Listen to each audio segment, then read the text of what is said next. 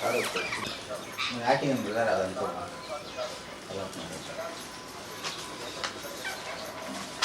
ada rasa yang ada mulai sama dengan pasir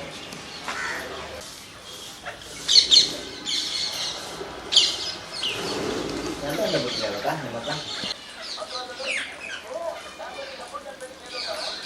memang mundur adalah kolar untuk kolar dulu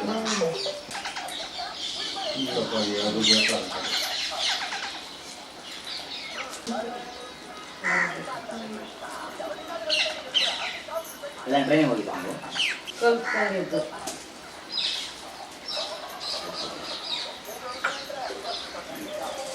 6 ಗಂಟೆನಿಂದ 8 ಗಂಟೆವರೆಗೆ ಬರ್ತದೆ ಗಿಳಿಗಳು.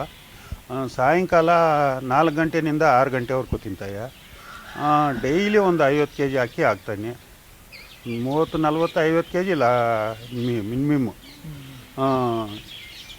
ಯಾರನ್ನ ಕೊಡ್ಬೋದಂದರೆ ಕೊಡ್ಬೋದು, ಅದಕ್ಕೇನು ಇದು ಇಲ್ಲ. ಇದೇನು ಅಂದರೆ ಇಲ್ಲಿ ಒಂದು ಇದಾಗಿದೆ, ಪಕ್ಷಿಗಳು ನೋಡೋಕೆ ಬರ್ತಾರೆ, ಸಂತೋಷ ಬಿಡ್ತಾರೆ, ಹೋಗ್ಲಿ ಬಿಡಪ್ಪ ಅವನು ಆಗ್ತಾ ಇದ್ದಾನೆ ಅಂತಾರೆ. ಅದು ನಮಗೂ ತುರುಪ್ತಾಯಿತ್ತು.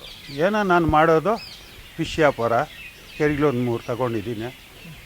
ಏನೋ ಅದರ ಹತ್ರ ಸ್ವಲ್ಪ ಲಾಭ ಬಂದದ್ದು ಅದಕ್ಕೆ ಈಸ್ಕೊಂಡು ಬಂದು ಆಗ್ತಾಯಿದ್ದೀನಿ. ಎಷ್ಟು ವರ್ಷ? ಒಂದು 7-8 ವರ್ಷದಿಂದ ಆಗ್ತಾಯಿದ್ದೀನಿ. ಅಕ್ಕಿನೇ ಆಗ್ತಾಯಿರೋದು. ಕಡಲೆ ಬೀಜ ಇತ್ತು, ಕಡಲೆ ಬೀಜ ರೇಟ್ ಜಾಸ್ತಿ, ನಮ್ಮ ಹತ್ರ ಆಗಲ್ಲ ಈಸ್ಕೊಂಡು ಬರೋಕ್ಕೂ.